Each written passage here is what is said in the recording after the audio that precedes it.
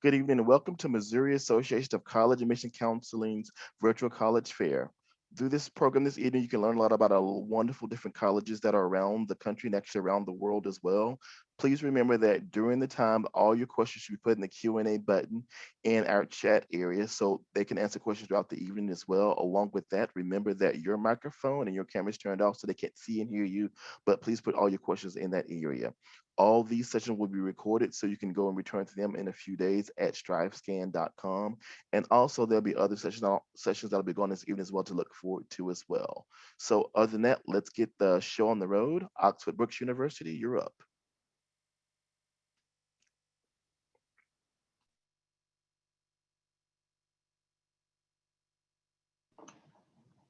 Just sharing my screen now for you. Can everyone see that okay? Great. Hi, my name is Siobhan Frank. I'm the Global Recruitment Manager here at Oxford Brookes University. As you can tell, I'm from a slightly different location. We're actually located in Oxford in England in the United Kingdom. So a little bit of a different spin on it today, but telling you about options that you can come to study in the UK and study specifically at Oxford Brookes University. So just a few facts about us. We are located in the city of Oxford. You might recognize the name. We do share the city with the University of Oxford. We've got two universities in this beautiful, beautiful city. You can see some pictures of the city here, top left and middle right. You can see those are some of our more famous buildings on Broad Street and on High Street. Fun fact about High Street, it's actually what we call Main Streets here in England. So our school is about 18,000 students. Here in the UK, a lot of our schools tend to have a very international focus. 17% of our student body is made up of international students from over 140 different countries. So you will get a very wide variety of students who are coming to attend school at the university.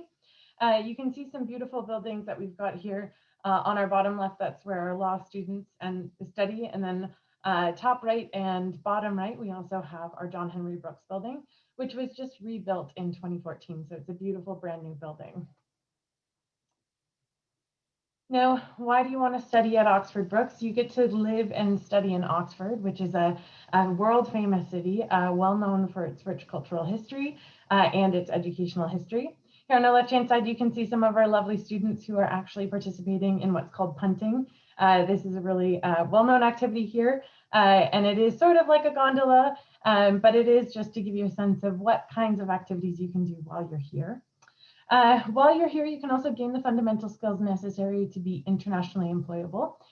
We are actually previously a polytechnic, and then in 1992 became formally recognized as a university in the UK. What that means is that a lot of our courses have the focus of making sure that you gain the applied skills necessary to enter into the workforce. So it is really great. A lot of our courses are actually, our undergraduate courses run 3 years in length. With the option for a 4th year work placement year, and that is a paid work placement year. That's also covered as part of your student visa. Now, another thing, you get to experience a new country and a new culture. So coming to study somewhere else, you might not have thought about studying outside of the US before, but it is certainly a great option. And something that if you want to explore, you can certainly explore. There's tons of universities here in the UK, and we have lovely, lovely Oxford Brookes as well. Now, again, you get to make really nice international friends, and we have teams dedicated to support our international students here at the university. Now, just to give you a sense of some of the courses that we run here, we actually run a motorsport engineering course. You can see the facilities that we have here on our left-hand side. We have all sorts of different courses. We've also got a sport and exercise science. So we do have the 4 main faculties of your health and life sciences, your humanities and social sciences, your technology design and environment, and your business school. So we do rank among the world's top university in 13 different subject areas, including some of those subject areas that I just mentioned. So again, it might also be worthwhile to note that a lot of our degrees here in the UK, it's very common to have that 3-year degree. And then our postgraduate courses or our master's courses run that 1 year in length with the option again of a 2nd year as a work placement year. Now, fees and funding and your entry requirements, it's going to look fairly similar. We look for a high school diploma from a 3.0 GPA plus one of either your combined SAT score, 3 advanced placement tests, or your ACT average. Now, some of our courses are going to have that subject-specific requirement. So say, for example, our engineering courses might have a math and physics requirement. Typically, you'll be able to fulfill these either through honors, grade 12 honors courses, or through AP courses at a level 4. Now, our tuition fees typically range between that $14,000 to the $17,000 mark per year for tuition. And then our work placement years usually run around that $1,500 to $2,000 mark. Now, you are going to pay for a few other things, including your accommodation and say for your visa.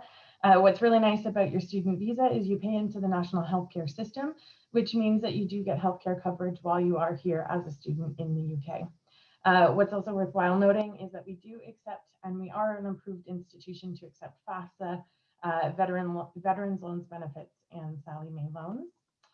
We do also offer our international students a number of different international scholarships, most notably our £2,000 International Acceptance Scholarship. This year for 2021, that's what it is. But just to give you a sense as well, it's likely to be running another year too. Now, how to apply, it's slightly different. We've got 3 main ways to apply. You can either apply directly through our application portal, you can apply through UCAS, or you can apply through a local agent. And thanks so much. If you do have any questions, feel free to reach out to Oxford Brookes, either my contact, and I'll put it in the chat, or you can look up the university itself at brookes.ac.uk. Thank you so much, Brookes, Oxford Brookes University. Great information for us. Next, we're going to have Loyola University, Maryland.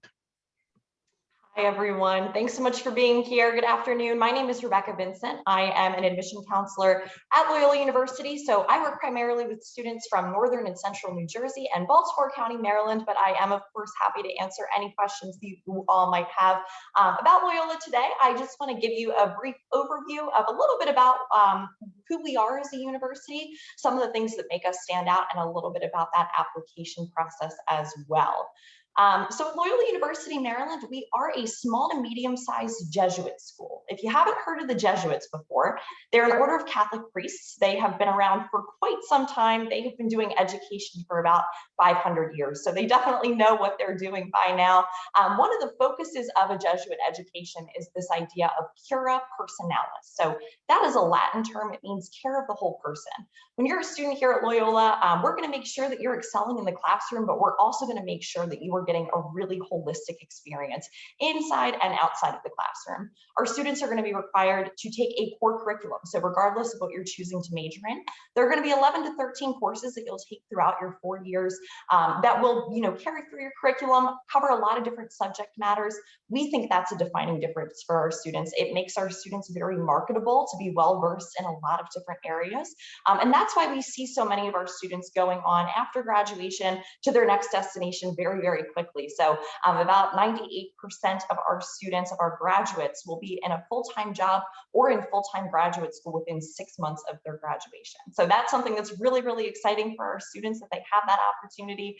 We're located right here in the beautiful city of Baltimore, Maryland. There are so many opportunities in Baltimore. A lot of our students will have real-world experiences, internship opportunities that are available in the city. About 80% of our students will actually have some kind of real-world experience. Some students will even go down to Washington, D.C. Since we're only about 40 minutes north of Washington, D.C., it is very easy for students to be able to do internships and make connections in the city of Washington, D.C. as well. So we do have over 35 majors and 45 minors for students to choose from. Now, when you're accepted to Loyola, you will be accepted to every school within the university. So you don't need to apply to a specific program. You'll be accepted to all 3 schools within the university and be able to choose any of the majors within those schools. That allows our students a lot of flexibility to do a major, double minor, and a major. There are really a lot of different pairings that students can have there. We have around 3,900 undergraduates student. So it's that perfect kind of small to medium size, small enough where you're getting to make relationships, you're getting to know your professors and the students in your class, but it's large enough where you're having the networking opportunities of a larger university. We have an average class size of around 20 students. So you're definitely get to know your professors, get to know your students, your classmates as well. 12-to-1 student to faculty ratio. We do have 18 D1 sports teams. Our big sport at Loyola is lacrosse. We don't have a football team, but lacrosse is like our football at Loyola. 200 clubs and organizations. We're a very highly residential campus. So about 98% of our first years live on campus, and about 80% of our students will live on campus all 4 years at Loyola. A lot of our juniors also study abroad. So if you're looking at a study abroad experience, we have a very, very strong study abroad program. We have a program on every continent except for Antarctica, and every major at Loyola can study abroad. So regardless of what you're majoring in, you will have that study abroad opportunity available to you. All of your financial aid and all of your scholarships will carry over to cover that study abroad opportunity as well. So these deadlines and these numbers here are a little bit out of date, so I do just want to update those for you. I should note we have early action and regular decision if you're considering applying to Loyola. Early action, that deadline is going to be November 15th. Regular decision is going to be January 15th. That's pretty consistent every year. As far as scholarships and financial aid, students will be automatically considered for merit scholarships. There isn't going to be any kind of separate application process. Those actually range between $20,000 and $30,000 this year. So that's a slight adjustment from what you see on the screen. About 98% now of our students receive some sort of financial aid from us. So we encourage all students to apply through the FAFSA, through the CSS profile as well, for that aid that's available. And then of course, they'll be considered for merit scholarships upon their application to Loyola. Our admitted freshman profile for our average first year student around a 3.63 GPA. And then our SAT that we're seeing that mid 50% range, 1150 to 1320. ACT is about a 25 to a 30. I do want to note, we focus on the whole person. That's something we talk a lot about, is this idea of care of the whole person. With that said, we have a very holistic review process for our applications. So we're going to look at, what you were involved in high school. We're going to look at the kinds of classes that you sought out. We're going to look at all of those things. You're welcome to submit your test scores, but it is not something that is going to be required for you to apply to Loyola. You're welcome to submit them if you feel like they are a good reflection of who you are as a student. If you're comfortable submitting those test scores, they will be considered, and they will be considered toward merit scholarships as well. But again, it's not something that's mandatory. That's been a policy that we've had in place for about 10 years. So I know it's popular with COVID right now, but it's something we've been doing for a while. So I know my time is up. Thank you, John, for that. But if you have any questions, I'm happy to answer any questions in the chat. Feel free to reach out. Thank you so much, Loyola. That was some wonderful information that we found out about your school as well. Next, we're going to have Binghamton University. All right, hello everyone. I'm going to go ahead and share my screen, get started here. My name is Byron Gittens. I am a senior assistant director here at Binghamton. I'm just going to make sure I share my sound as well, because I do have a little clip for you also. Just open this up.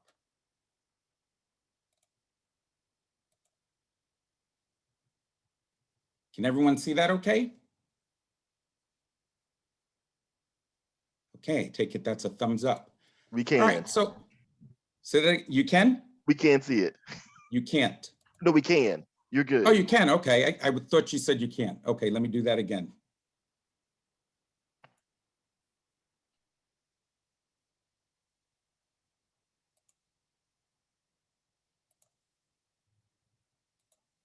Sorry about that. I thought I had it all set and ready to go.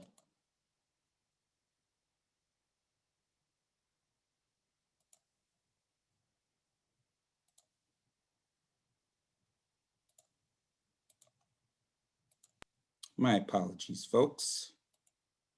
All right, let's start this again here.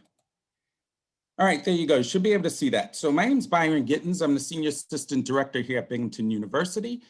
Binghamton is one of 64 of the state New York schools that we have here in New York.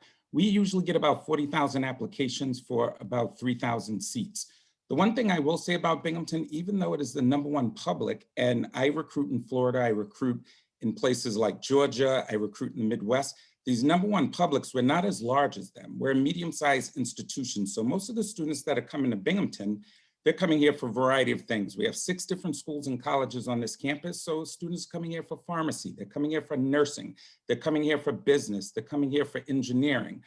Students are coming here because they're interested in being doctors. There's a variety of different things that students come here for.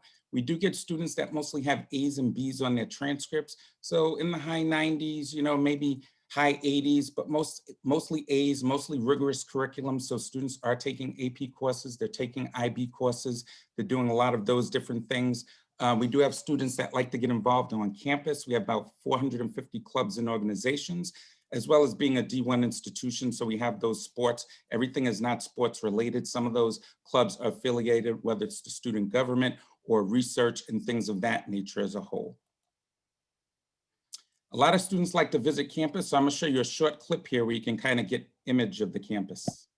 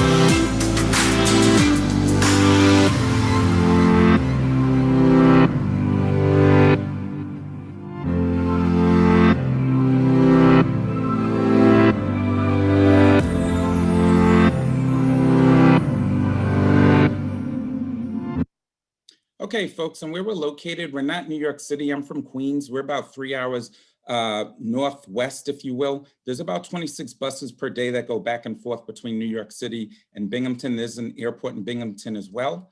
Most of the students that are applying here, especially out of state, there's a low cost of attendance. I mean, our retention rate on our freshmen is about 92%. Cost of attendance, you can see, is $44,000 for out-of-state. We do have out-of-state scholarships. Most of our scholarships that we do have go to out-of-state students. Our campus is made up about 70% of the in-state students are from New York, but the other students are coming from all over, and international students as a whole. We do have early action, so students who are looking to apply to Binghamton and get an answer by January 15th, they're usually applying November 1st, and then the other students January 15th, they definitely hear by April 1. So if there's any questions, feel free to reach out to us. We have a lot of events, and it's been my pleasure. Have a good day. Thank you so much, Binghamton University. Next, we're going to have University of Glasgow. Thanks so much. We're going to shift gears and head back over the pond to the University of Glasgow. Can everybody hear me? Are we all set? And we're just going to wait and see if this decides to go. Give it a minute. Awesome. My name is Jay Shalom, everybody. I'm one of our senior international officers with the University of Glasgow. I recruit the Northeast and Midwest parts of the United States, and I am based in Chicago, Illinois.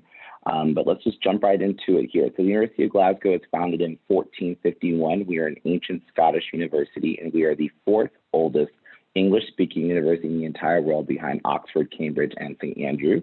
We have about 30,000 students actually from over 140 different countries. We're going to be about half Scottish students and half international students, but we're only 2% US. So I always ask students when they're looking to go abroad, the first thing they should look at is to see how many US students are there on their campus, because you can go to a school that has, 40% US students or one that only has 2% US students, right? We're ranked 67th in QS World Rankings, 29th most international university in the entire world, but again, just kind of going on and on.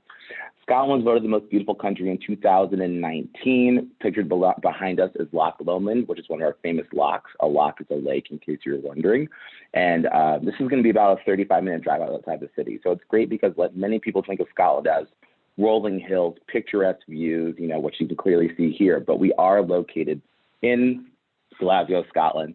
Glasgow is actually the largest city in Scotland at just about 1 million people, and Scotland as a country is only about 5 million people. Many people think Edinburgh is the largest city, but they're only at 650,000. So we are the largest city, fourth largest in the UK, second best for shopping. We're a UNESCO City of Music, which means we have 200 live music events a week pre-COVID.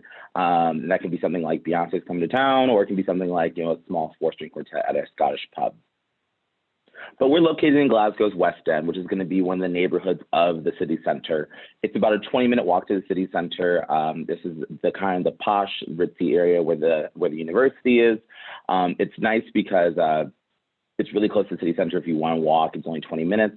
But my favorite part is the photo on the screen behind you. This is Ashton Lane. This is about maybe 200 feet from campus. It's right behind our geology building. And as you can see, it's a pedestrian-only street. There's pubs and shops and restaurants. And it's kind of great because if you want to, grab a pint with your friend after class at 4 p.m. on a Tuesday, the pubs are right around the corner. So it really is great. This is a great hangout spot for a lot of students. Usually when COVID's not around. Now there's a beautiful aerial shot of campus, and as you can see here, probably the building that catches your eye immediately is the main building. Yes, that is the name of it, the main building. It's designed by Sir George in the 1800s. Fun fact, this is the clock tower used in the movie Harry Potter. So if you're a Harry Potter fan, it is filmed all over the United Kingdom, but this is the clock tower used in the movie. In this building, you will find our professors' offices, lecture hall, the coffee shop, the Adam Smith School for Business. Some of our humanities courses are going to be based in this building. We do have a 13-story library, which gives the best view of campus. And on the top floor is special collections, which holds very rare items and documents. For example, I have held a Shakespeare manuscript, which is unbelievable. I never thought I'd be able to do that, and I was able to do that at Glasgow. But this is the Fraser building. This is probably the building that you'll spend the most time in. This is the building for all of our student resources. On the fourth floor is going to be one of our dining hall options. On the third floor is going to be our Office of International Student Support. And the second floor is going to be the doctor's office and the bookstore. So you're going to spend a lot of time in this building. Subject areas wise, we offer over 500 different program combinations at the University of Glasgow. The only thing that we do not offer is anything in performing arts. So visual arts, dance, art, acting, we do not offer that. But our most popular programs are going to be international relations, psychology. We are big vet med, nursing, the list goes on, and I can tell you a little bit more about that later on. As you can see here, we are a 4-year degree system. Most people think of the UK as 3 years, which is England, Wales, and Northern Ireland. We are a 4-year degree system. And a fun fact that the United States actually bases their education system off of the Scottish system. So Harvard, Yale, all these big schools, they are going to be following the Scottish system. It's just, as you can see here, you're taking more of the classes you want to take in your field of study. There isn't a 2-year beginning of gen ed requirements that you'll have to take. You're taking just more of the classes of your actual program. When it comes to entry requirements for the United States, we are looking for at least which is a little bit different than the holistic review, a 1280 SAT or a 27 ACT, and then 2 AP exams of a 4 or above in relevant fields to your major, because again, you apply to your field of study. So if you're applying to physics, we're looking for AP Bio, AP Chem, AP Physics, AP Environmental Science. If you're going international relations, we look for AP Psych, AP US History, AP World History, all those more humanities-based ones. But we are going test optional this year for students. So for this upcoming year, we're looking for a minimum of 3.5 GPA, and then we're also looking for AP exams and honors levels or dual enrollment in the field of study that you're going to be applying to. But again, that's going to be for this incoming fall and for fall 2022 only, and we're going back to primarily using this testing score. It is nice because a lot of students are like, so if I have this set, I'm going to get into the university, and the answer is yes. There is less of a gray area with the United Kingdom where it's going to be a bit more academic based. And then finally, my last slide, we are offering merit-based scholarships for students who score a 5 on the AP exams. And you're going to be automatically considered for that. We do accept FAFSA, so any federal loans, subsidized or unsubsidized loans, are going to be available to you as well. And then there's 3 US-based officers. I am based in Chicago. We have Jason based in DC, and Ashley is based in Santa Ana, California. And we're on your time zones to answer any questions you may have. And that's it. Thank you so much, University of Glasgow. That was some great information. Remember, if y'all have any questions about any of the institutions that you're hearing from this evening, please put those questions in the Q&A area so we can find out more about those colleges and universities. All right, next we're going to have Sacred Heart University. Hi, thank you, everybody. Now we'll come back across the pond to Connecticut. My name is Kim Perrette. I'm with Sacred Heart University in Fairfield, Connecticut. Sacred Heart is a private Roman Catholic university. Fairfield in Connecticut is about an hour outside of New York City and about 2.5 hours from Boston. So you have this beautiful suburban campus and close proximity to 2 awesome cities. So first I want to go over a little bit about our academics at Sacred Heart. We call it SHU. The 5 colleges of study are the College of Arts and Sciences, which houses our School of Communication, Media, and the Arts. This includes one of our really popular majors called Sports Communication. There's also the School of Social Work there. We have an Isabel Farrington College of Education, which is elementary and secondary ed. Our Jack Welch College of Business and Technology, which houses our School of Computer Science and Engineering as well. Popular majors there include game design and cybersecurity. We have our Davis and Henley College of Nursing. It's ranked best in Connecticut. It's also a direct entry program and pretty competitive. Also our College of Health Professions, and I'll talk a little bit more about that in a minute. We have 2 campuses, our main campus and our West Campus. West Campus is actually only a 1/4 mile from main campus, and there are shuttles that go back and forth between the 2. We have 5,600 undergraduate students, 8,400 as a total student population, including our graduate students. We're ranked in the top 10 in the country for happiest students, and we offer campuses for studying abroad in Ireland and Luxembourg, and then those are actually SHU campuses, and also 30 other countries for study abroad as well. We offer individualized attention in the classroom. Average class size is 22 students. I want to talk a little bit more about our College of Health Professions, because this is our area where a student coming in as a freshman can actually be pre-admitted into one of these graduate health professions programs. You can see our master's degrees listed there, and we also offer a doctorate in physical therapy, which is ranked #1 in Connecticut. So this is an opportunity for students interested in those areas to kind of have your plan for the next 6 or 7 years and be pre-admitted depending on your GPA and your grades in science and math. Oops, sorry. I don't know what happened there. Sorry, guys. So one of the most important things besides academics, of course, is to get involved in student activities in different areas. So we have a lot of clubs and organizations that you can be involved in. We are ranked #10 in the country for students who give back to the community. So a lot of community service and volunteer opportunities. We have a really active student government. We have a lot of academic clubs who actually go and compete with other universities in several areas.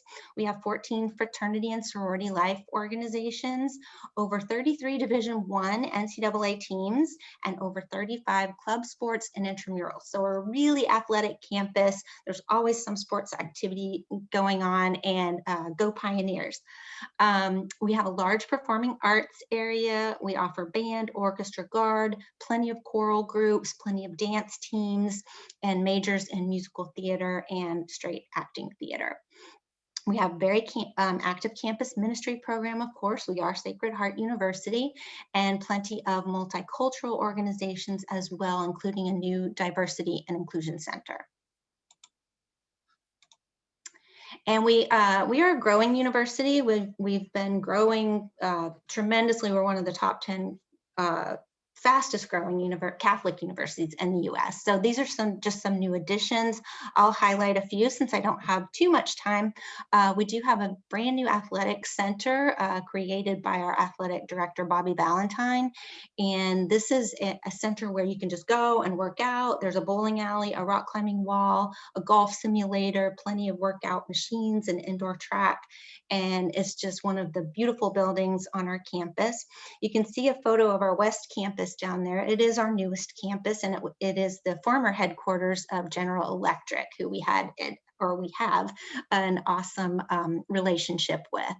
And you can see in the middle photo there, our upper quad, which is our brand new residence halls, and 2 of them just opened last month. So we're so excited to have these new facilities for our students and offer students the availability to live on campus all 4 years. Speaking of that, I really would encourage you, if you're interested in Sacred Heart, to go on our website or check YouTube. You can get virtual tours of all of our wonderful facilities. Everything is very new and pretty, and I think you guys will really love it if you take the time and just take a look. So this is my information. I'm Director of Regional Admissions, and hello to all of you Missouri students. Hope to hear from you. Thank you so much, Sacred Heart University. That was great information.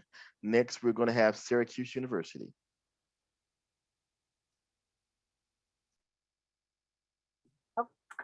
Hello, everyone. My name is April Lynch. I'm Associate Director of Admission here with Syracuse University. I did put my contact info into the chat box already, so you can get that if you'd like. So Syracuse University is located in upstate New York. We have about 15,000 undergrad students, a few thousand grads. We're firmly in that mid-size range for colleges and universities. We have a 16:1 to student faculty ratio, an average class size of about 26 students, and plenty of majors and activities and things for you guys to do. As you can see from the picture, we're kind of a bullseye campus, so everything revolves around that quad in the middle. You can see that academic ring of buildings, and then beyond that, we have some of our residence halls and outside buildings. Some of our majors, so all of our academic colleges are listed here. As I said, we have about 200 majors within these academic areas. Any of those academic colleges with the orange asterisks, you can apply to as an undecided student entering into that major. So we do accept students by direct admit into the major that they're looking at. If you are undecided, not a big deal. It's okay.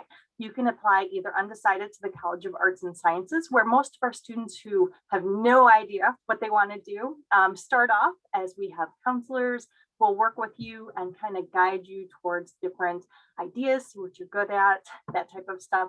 If you have an idea like, I know I want to do business, but I'm not sure what area, then you can apply, say, to our Whitman School of Management as an undecided major and get started in some of those business classes. We have a wonderful integrated academic and career advising office in each academic college. Their job is to help you find internships, to help you with cover letters, resumes, to work with you on interviews, and then help you find jobs once it comes time. Most of our students will have at least one internship before they graduate, and many of them will have more than one. And we strongly encourage you to consider that. It's actually a requirement in the School of Business, their Whitman School of Management. And I would say most of those business students probably have between 4 and 6 internships before they graduate. So networking is a big thing. We also want to encourage you to think about things that you can do outside the classroom. whether you want to join one of our research teams. And you can see here a couple of the pictures of our students doing research.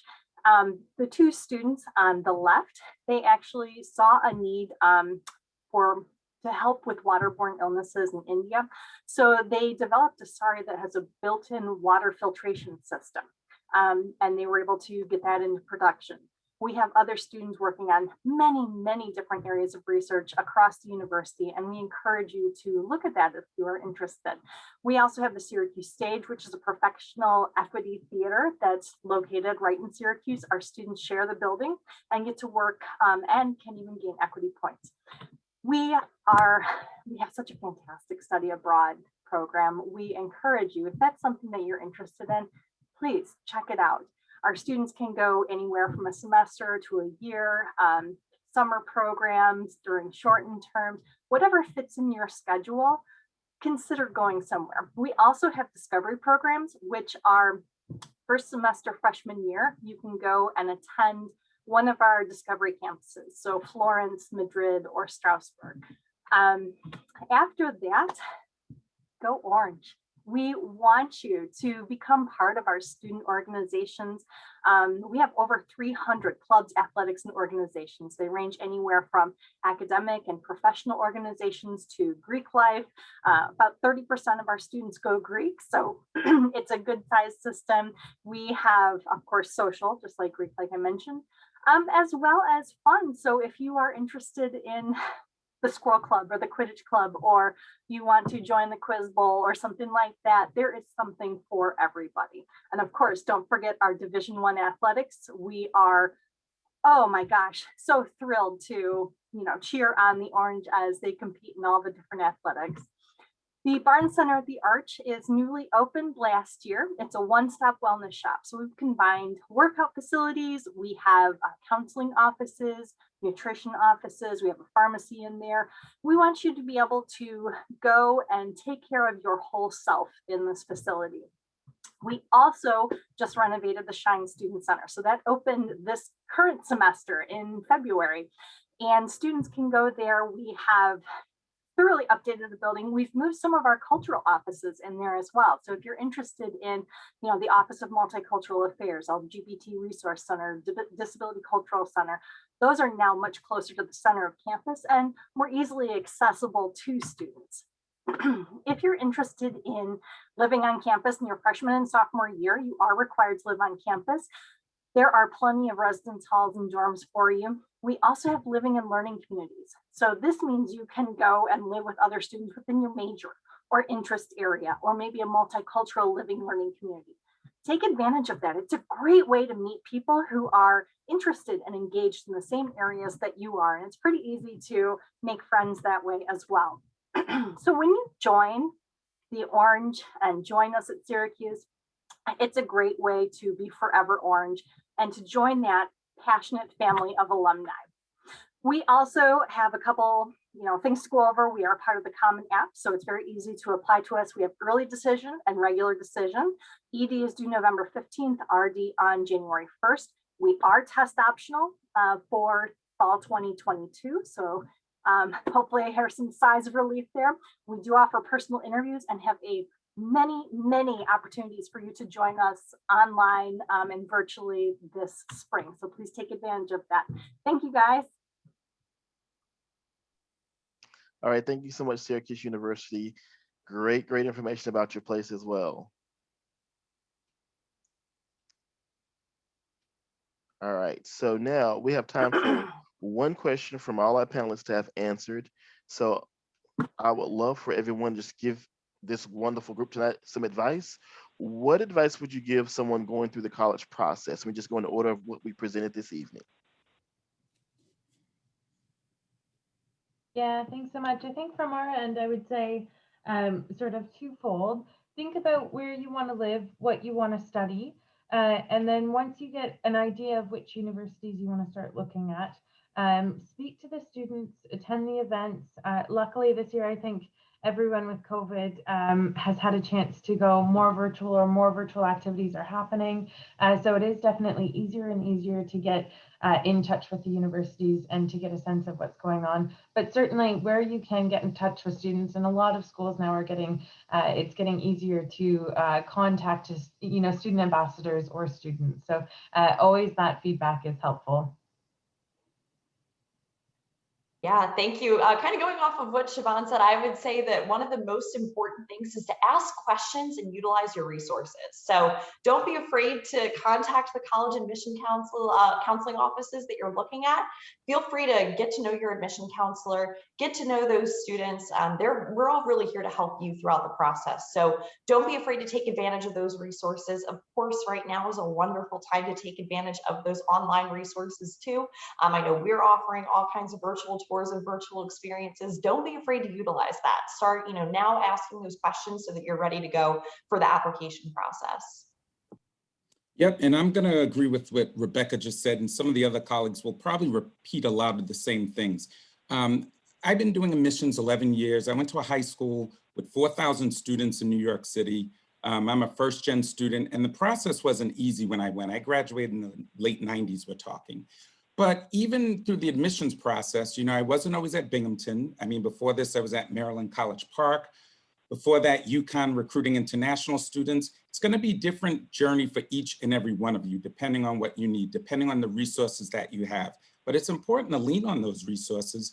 Take time to review these institutions, look at the different websites, make sure you're looking at retention rates, you're looking at average starting salaries, you're talking to student voices, you're looking at the alumni, where are these people finally working? Do you want a large institution? Do you want a medium size? You're going to have to get that feel as a whole as well. So do use your resources, but if you don't have resources, use the internet. Look at Campus 360, look at visit days. And these are resources where you can actually visit the institution from the privacy of your own home.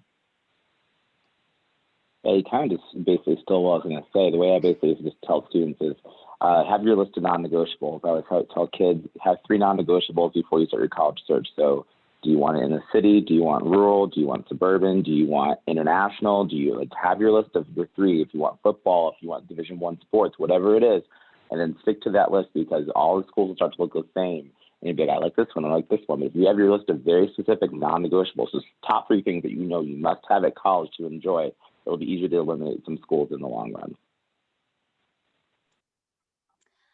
My advice is to start early. If you're watching this presentation, you already have a great head start, means you're looking into different universities. I think one thing that people don't realize is that if you apply early and then you get your FAFSA and your financial aid information in, then you're going to get all of that information back quicker than if you wait and apply late. So that way you'll be able to really compare different financial packages and really have the time to do more research on each institution that you've applied to.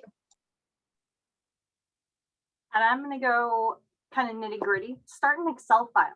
Put all the colleges you're interested, list out what's required at each. If there are deadlines for the application, if there's a deadline for scholarship applications, if you have to do anything outside of the normal.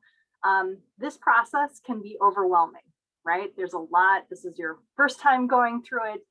It's an easy way to help you keep track of what is due, what you've accomplished, and what you need at the time. So that helps you and your parents or your family members, guardians, whoever is helping you, your adult. It helps you all keep on track with this. All right. Thank you so much for the information. That was great as well. And thank you all for joining us this evening. When you close the window, there will be a short survey that you'll complete for us, a short 4-question survey. Also, remember there are other sessions going this evening, so please check those out as well. And remember that all these sessions will be available to you recorded at tribescan.com/Missouri. So thank you all and have a great evening.